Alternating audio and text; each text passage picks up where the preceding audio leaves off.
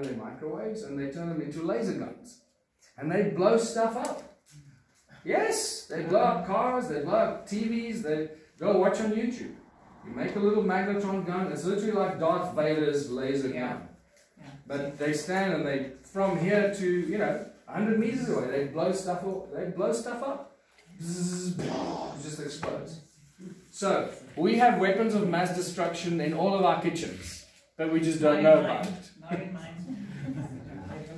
We don't have to invade Iraq to find weapons of mass destruction. Go to your kitchen. So, that changed everything.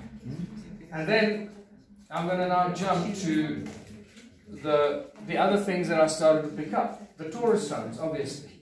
Before, I was fascinated by the Torus stones, because I already knew about these Torus stones. These donut-shaped stones, right? They like little donuts. And we now call them the Torus stones.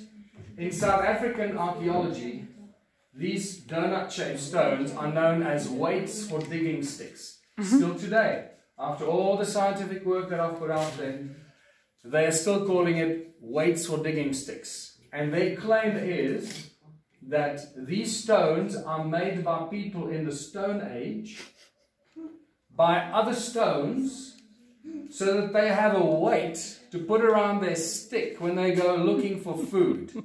That's how much trouble they go to make one of these. And the reason they reached that conclusion is because they saw people with these stones on a stick when they were digging for food. So they assumed that they must have made the stone. But that's hopeless. Can you see how childish that kind of thinking is? And unfortunately, when you start studying archaeology and ancient civilizations, you come across this childlike thinking over and over and over again. Ridiculous conclusions reached by our so-called scholars that are nonsensical because they don't have enough knowledge and information.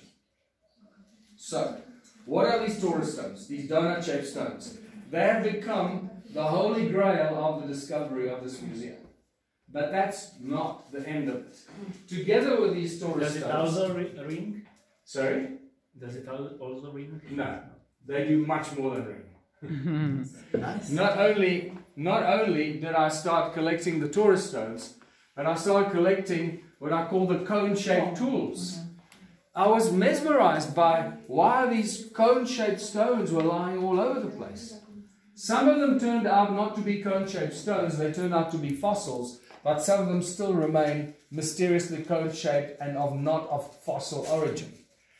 That's when I started to... Would you mind passing me this, the cone-shaped back there? Yes, all of them. Thanks.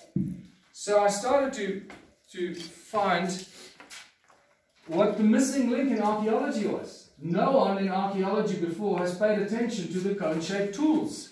And yet the cone-shaped tools are the center of all ancient civilizations' most cherished artifacts, like these cone-shaped tools from Sumeria that are on display in many museums around the world. This one comes from the Rosicrucian Museum in San Jose, USA, and as you can see, they're covered in cuneiform text as clay tablets.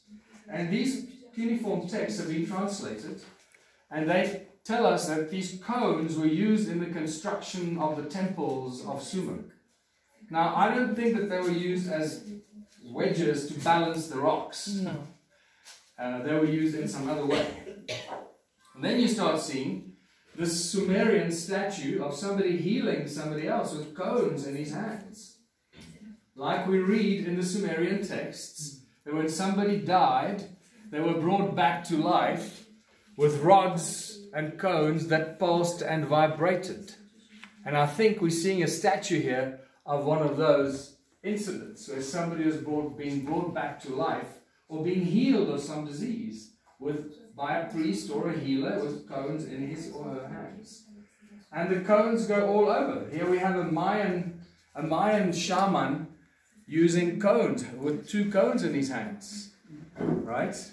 There, look at the vibrating plates on his head. Right? The vibrating spiral plates on his head. That's another very important message, what's going on. There's obviously indicating there's some frequencies or resonance coming into him. And the cones are a tool that he's busy using.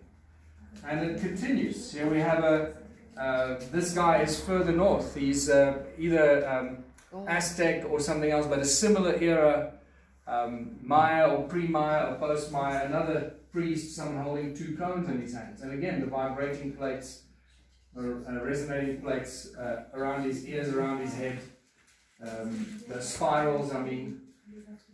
And it goes on. These are in Egypt. These are known as funerary cones in Egypt. These were used for funerary purposes. You'd be interested in that. For funerary cones. Right? In Egypt. And then it gets even more interesting. Cones and magnetrons in Egypt. Right? When you ask Egyptologists, what are the magnetrons for? Oh, it's just ornamental. Everything is ornamental and ceremonial. Ornamental and ceremonial for rituals. Cones and magnetrons, I'm afraid they're far off the track. Once you know what a magnetron is and what shape a magnetron is, everything changes. And here we have stone circles in the shape of magnetrons, and suddenly we start to realize that these stone circles don't just generate energy by amplifying it from the earth, but some of the magnetron-shaped stone circles had a much bigger purpose and a role to play. So we're dealing with very advanced technology, and here's a magnetron, and we start to realize that the magnetron shapes are also implemented in the cathedrals, where they convert light into energy, and the cathedral just serves as an amplifying chamber to amplify the light, because light is a frequency.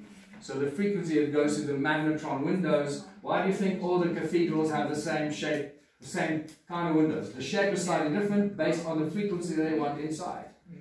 So the magnetron-shaped windows convert the light that go into the chamber, which is the cathedral, that's the amplification chamber, and everything starts to make sense. And then we have the towers that go up, that shoot the frequency up into the sky, and we see that our energy is being stolen or used as a source of energy for somebody up in the sky. And if you watch my lectures, I go into a lot more detail in my YouTube lectures on that. And then we start to realize how cones in nature, magnetism and cones are inextricable. You cannot separate magnetism and cones from each other. In nature, everything operates on that basis. And that's also when I heard on one of my trips to the USA, I heard that Ed Leeds Skalnin, the guy that built Coral Castle down in southern Florida, apparently one day he was seen by two boys that they said he was moving the big blocks, levitating them with ice cream cones. So when I heard that, I went, ice cream cones. Obviously you can imagine, when people hear the story, oh, this guy was levitating the rocks with ice cream cones, you can imagine people think, oh yeah, what rubbish, please, you're stupid. No, they knew, they were just describing what they saw. They didn't know they were stones. To them, they looked like ice cream cones. So when I was at Coral Castle, now in June 2019, we did a tour of Coral Castle, and then I met the director, Laura May, and I told her who we were, and she was really excited, and she said, oh, let me give you a private tour. I'll tell you stuff that we don't share with other people because it's too much information for them. So she took us around, and she shared a lot more information with me and with our group. And then I asked her, I heard the story about these boys that were caught, or that said they saw Ed Leeds Skalnin levitating these rocks with ice cream cones. And I said, is it true? She said, yes, it's a very well recorded event, because Ed Leeds Skalnin worked at night. He didn't allow anybody there because it's too hot during the day. And no one was allowed there while he was working. And these boys broke in, they climbed over the walls, and they broke in and they saw him. And then he called the cops, and the cops came and arrested them. So it is a well recorded event. It's not just something that somebody made up. So it's true. He did move these rocks with ice cream cones in his hands, except they weren't filled with ice cream. And this picture with this humble construction, for what was this? Just who knows? A little bit distracted. Who knows? I think there's a lot more to it than we think. The key thing is that he had a knowledge of the ancient technology. He may not have known it, but he certainly rediscovered it and he used it. Was able to use it. And was able to use it. And he had also a lot of information into the palace, because they call it the Coral Palace. Yes. About all the technology. Yes. But you must know how it functions. Alright, so let's carry on. Then we get to, just to show you how powerful this cone technology is, in 2018, this guy here by the name of Hendrik Holter won the Saab Award for Science and Technology. The Saab Award is probably the most important award after the Nobel Prize, maybe even more important. And Hendrik Holter won the award for developing and discovering or inventing the most powerful antenna ever. It is thousands, millions of times more powerful than any other antenna. It can both send and receive information. Well, what is that? It's called the phase array antenna. Well, what does the antenna really look like? It's a bunch of cones on a metal plate. And you start realizing, are we dealing with the holy grail of comprehending the nature of our reality, the technology, how it really works, and what's going on here. Now we get to the really exciting part of it. What is the connection between the cones and the Torus stones? Well, you'll be surprised to know that Torus stones and cones are inextricably connected. You cannot separate cone shapes with toroidal fields and energy. Toroidal field and energy is the fundamental energy on Earth. Everything in creation manifests in toroidal field. Every thought you have, every word you speak, every motion, everything manifests in a toroidal field. From our galaxies, right, to subatomic particles, atoms, everything is in this shape, a toroidal field, a donut shape. When they show us the shape of the atom, like this, with the center of a nucleus, that is false. It's not true. The shape of the atom is never concluded. It was always a theory. They reached a bunch of incorrect conclusions because they shot a whole bunch of particles at what they thought were through this golden foil, and because some of the particles were bouncing away and some of them bouncing directly back, they assumed that the atoms must have a solid center. That is the incorrect conclusion. What they were experiencing was the infinite density of the center of a toroidal field. And that's what I'll explain to you, how that impacts on the speed of light, the sound, and how everything manifests around us. So everything manifests in toroidal fields, these donut shapes. It's very obvious, and this is why I'm so excited to share with people that the first phrase of the Bible is possibly and probably most important science and physics lecture that any new and young scientist should learn about. God said, "Let there be light." It gives us the sequence of creation and manifestation from nothing into something physical and tangible. So now we have these donut shapes. Every time your heart beats, it creates a toroidal field around your body. Right? This donut. And so your heart is the seat of your soul, but it's also the source of the energy around your body. And this is why we affect each other's energy. You could walk into a room and you can say, "Oh, there's a bad vibe in the room." Vibe, vibration. We use the words, we don't even know what they mean anymore. There's a bad vibe. Vibe, vibration. Right? So everything is a toroidal field. Galaxies, solar systems, everything is a toroidal field. And you can see toroidal fields work on this principle. I'm just going to skip forward a bit. They show us the galaxies as well. And keep in mind that they refer to galaxies as disks. Galaxies are always disks. Solar systems are always disks. Yeah, this is really important to start thinking of other possibilities. What does the universe really look like? It's not necessarily the way we think. There's volumes and volumes and thousands of pages written on the formation of solar disks and galactic disks, not galactic balls and solar balls, right? Really, I'm using those words very carefully and very strategically so you can start thinking outside the box, right? And this is very important in the formation of toroidal fields. The other thing that happens with toruses, as you can see the donut there, right, like the donuts here, toruses, toroidal fields, are actually the sources of the most advanced study in science and physics today, which is known as scalar energy or scalar technology.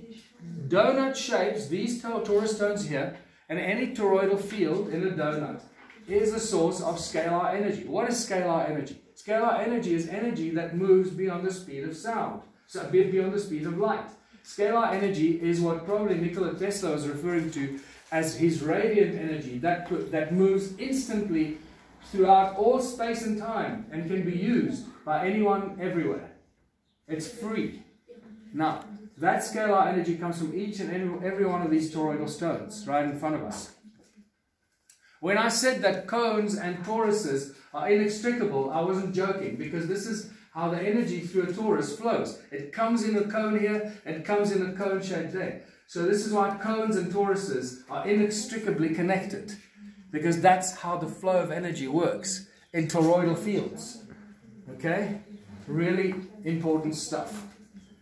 And you can see, just every time you go and look at diagrams of toroidal fields, you see the cone and so forth. The energy goes from the one side, the energy moves this way, and the energy moves that way, and in opposing directions, and where they meet is what's referred to as the 0 point.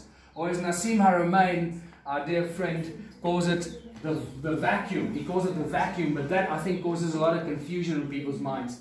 It's actually the 0 point, or the infinite density of the 0 point. And the fascinating thing, that little star in the middle, that's the 0 point. So when Rutherford did his very childlike experiment in 1909 of the atom, and thought that there was a solid nucleus at the center of the atom, what he was experiencing was the infinite density of the 0 point of the toroidal field, because everything manifests in a toroidal field. How does it become physical matter? I'll talk about that a little bit later. Right? So this is Nassim Haramein, by the way, with me handing him my Torus stone in 2013. Very happy, and that Torus stone in my hand there is that Torus stone sitting on that little pedestal. Yeah. And that's the Torus stone that crashed the TSA security system at Doha International Airport. And for those who don't know the story, I put that stone in my bag, I wrapped it up, I was taking it to him to deliver to him for his research. I thought I would hand him the answer to everything on a platter. Unfortunately, they didn't use the stone for any research, which broke my heart and made me a bit disappointed, but I still respect and love Nassim, because he's given us so much knowledge and information over the years. So after 2 years of not doing anything with the stone, I requested that they give it back to me, and he said absolutely, and he sent it back to California. I picked it up in California, and then Emma and I brought it back in 2016. So when I was on my way to the USA, I wrapped it up, put it in my bag, and we went via Doha, Qatar, which is like the most modern airport in the world. And when we got into the airplane to the USA that went to Chicago, obviously we went through Homeland TSA security scanning into the USA, and all hell broke loose. The airplane was on the runway, and we were already 20 minutes delayed. The door was still open, and I said to my partner at the time, I said, "Why are we still standing on the runway? We should be up in the air." And it's at that time that the internet called. They called her name. And she actually said she thought that she heard her name being called a few times while we were still in the airport. But she thought she was mishearing things. And eventually, so, she goes, oh, the air hostess comes running and says, oh, you must follow me off the plane. There's a security threat in your bag. So I go, I'm not letting her get off the plane. I've seen movies about what happens. And Midnight Train, that was a movie, yeah. Oh, yeah. And end up in a Turkish prison somewhere. and so I follow her, and we get to the end of the airplane. The thing is gone. There's a metal staircase going down. I look down. It's not her bag. It's my bag. Down there with 5 guys with guns around my back. So I go, oh shit. Suddenly I know it's my bag, and I know it's the Torus stone. So as I'm with this confusion, I say, it's not her bag, it's my bag. Okay, well, you go. So as I'm going down the stairs, I'm thinking, what am I going to tell them? I can't tell them this is ancient advanced technology or archaeological artifacts, because they might arrest me for that. So now my brain is racing, and I'm really nervous. And I think, okay, African arts and crafts is the first thing. African arts and crafts, that's neutral. Nobody is scared by African arts and crafts. I go down there, and they say, open your bag, security threat in your bag. So I go, oh, I think I know what you're looking for. I open my bag, I lift up the clothes, I take out the stone, and it's wrapped in bubble wrap. And that's when I lost my memory, because I can't remember how I opened it. Imagine, my hands are sweaty, it's 42 degrees, and I'm trying to open bubble wrapped plastic with packing tape around it, with no knife or scissors. It's almost impossible to open that. But somehow I managed to do that. And that's when I remember the stone popped out of this bubble wrap, and I held it up and I said, "Oh, you see, African arts and crafts," trying to make a light moment. At which point this tall African guy came and he looked over the circle of guys, and he looked over and he said, "Oh yeah, I've seen those before." And in a way, I think he diffused the tension. At which point they said, "Okay, good, put it back." I put it back, wrapped up the bag. They took my bag to the back of the plane. I went up. And when I sat down, the captain was standing at the door, and we went and sat down, and my partner sat down, and she said, when the captain came out of the cockpit, he said, "Whatever is in that bag crashed the TSA security system." Wow. I don't think the captain would say that to try and impress us. Alright, so we now have the Homeland TSA security of the United States that gives us scientific support that this is ancient advanced technology. Yeah. What they probably did is when they scan your bags, they put frequencies into your bags, right? You scan it with, one of them must have gone straight into the center of the Torus stone. And it just amplifies it. Scalar energy, right? This is it, scalar energy. So it created an EMF pulse, electromagnetic EMP pulse, electromagnetic pulse, like in Ocean's 11. How did they put out the lights in Las Vegas? With an EMP?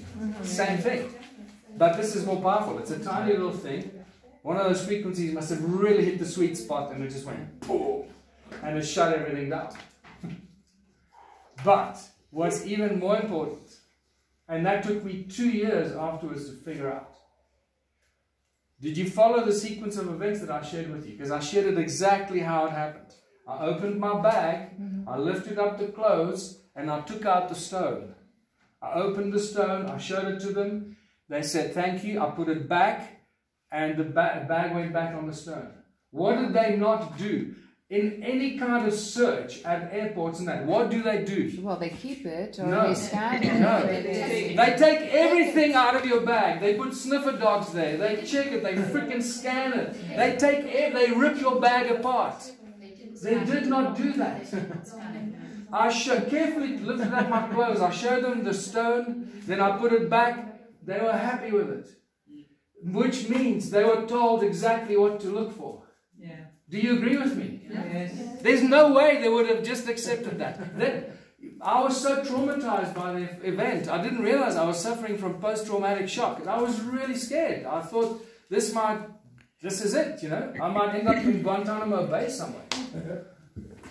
Michael. 2 years later, I realized. Michael, you bring something now. Thank you. 2 years later, I realized, oh my God, they knew exactly what they were looking for. They were told, look for a donut-shaped something, anything that looks like a donut. And they saw it, so thank you, we saw what we were told to look for, and that was it. So they were just checking that it was what they thought it was, that did the damage. Once they knew what it was, they were comfortable with it, and it's okay.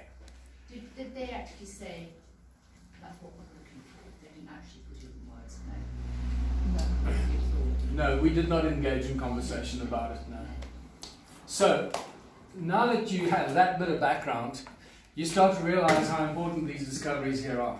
We're really dealing with a fundamental comprehension of the nature of reality, manifestation, and so forth. So, why are these Torus stones so important as well? The same guy, Nassim Haramein, in this picture, in 2010, he wrote a physics paper on the density of the vacuum of the toroidal field with another PhD lecturer from Arizona State, Elizabeth somebody, forget her name.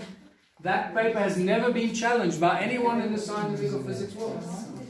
And they show and they prove in that paper that the density of the center of the torus is infinite. It has an infinite density. What does that do? That explains pretty much everything in our reality.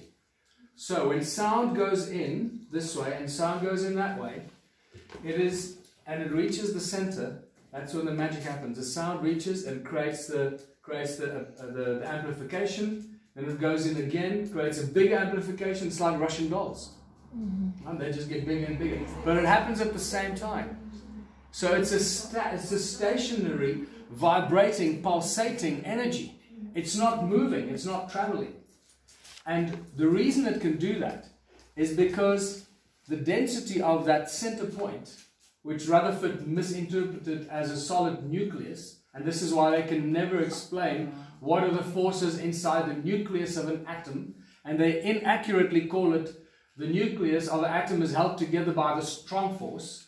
They don't know what the strong force is. They can't explain it because they can't understand how the particles in the nucleus, where they get the energy from to be held together in the nucleus of an atom, because that's not what's happening. But now you can see the misinformation in mainstream science and physics. If you get asked the question, what holds the nucleus of an atom together? If you don't answer the strong force, you will fail. So this is how they promote false information and lies, and they breed a new generation of ignorant, idiotic scientists that still subscribe to an old comprehension of science and science fiction that was created by them. This is the true science that was left behind by the ancient civilization that knew exactly how things work. They could levitate stuff, they could move through space and time, they could move through wormholes, and they knew how toroidal fields work. So, our friend Thomas from Germany, just by picking up the Torus stone, you can see how red his neck is. Look at that. Within 30 seconds, his neck and his thyroid just goes absolutely red, just by holding the stone in a certain direction. Right? So we realized many years ago already, with dowsing rods, you look at his neck, it's 30 seconds. This is a heat-sensitive camera. Doesn't lie. Right? His temperature goes up by about, I think it's about 20 degrees. And this very simple photograph, look at this. It's one of these Torus stones here. A photograph taken one way, it shows you it's cold and sucks energy. Just turn the stone around, 20 degrees. And you see there's a 20 degrees Celsius difference in the energy of the stone. The camera does not lie, does not try to impress us or confuse us. We're dealing with very powerful technology here, people. This is when you walk into this room or you hold the stone the wrong way, it can have a positive or a negative effect on you. Either it sucks energy from you or it gives you energy. And this is why when you look at these Torus stones here, all of them, if you lift them up, and God bless Emma, Jane, my wife, I'm picking up the smallest one because the other ones are too big. You can see it says bottom. She dowsed all of them to see which direction the energy flows, so that it doesn't suck our energy, it gives us energy. Because previously we would come in here and some people would feel sick because it sucks your energy dry, and people would feel sick and nauseous and etc. I just had a number of these Torus stones, that one actually, the one that crashed the TSA system. I had 10 molds made by our friend Sally Ann in Magaliesburg. She's an incredible artist. She made 10 replicas that look identical. In fact, when I walked into the lab, into her big studio, I said, which one's the original? Which made her very happy. Because I couldn't tell until I picked them up. The original is slightly heavier than the replicas.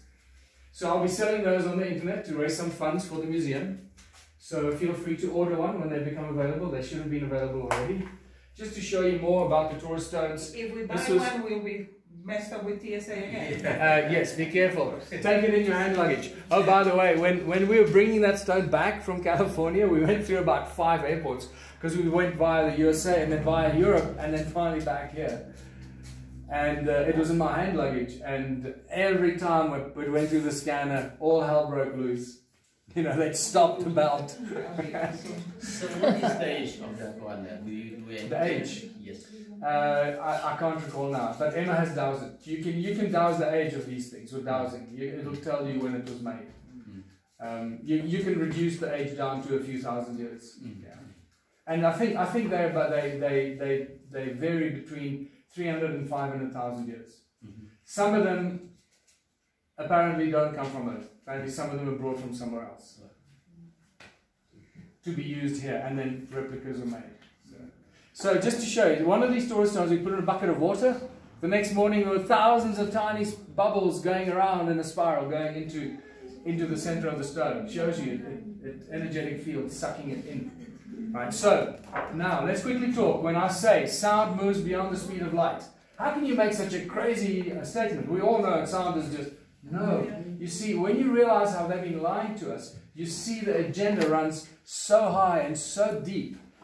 Because when those kids at the Tennessee State University in 2005, when they propelled sound beyond the speed of light, that should have been headline news across every major network, radio, newspaper, because that basically completely turns science on its head. How does that work? And Nassim Haramein and his physics paper gives us the answer. So, toroidal fields are the alpha and omega of everything our creation.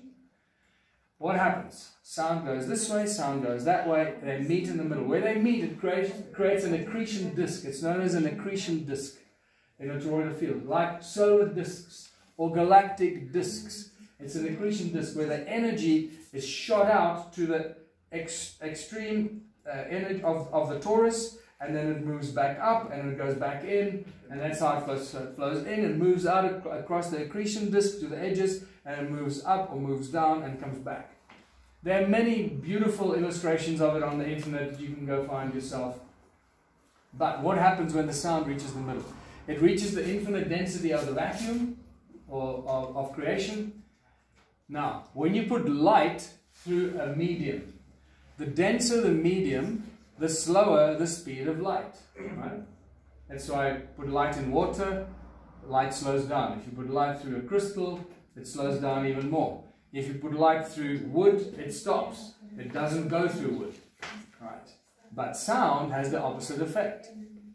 If you put sound through a medium, the denser the medium, the faster the speed of sound. That's why sound moves faster in water. Sound moves faster through metal. Sound moves faster through...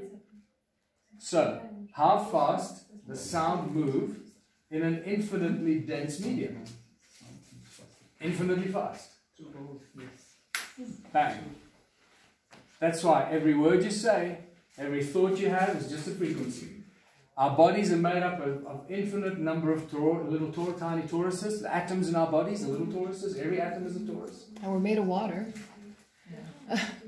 But ultimately the atoms of the water and the other elements in our bodies, the atoms that make up everything, are little toruses. If you speak to any physicist that's gone beyond the universities, like Ilya Lekitsevich, who was the head of the Max Planck Plasma Physics Institute, a research institute, and Ilya and I become very good friends. He gets very angry when they show the model of the atom the way they show it, because the atom is not. The atom is a torus, like what I've shown you.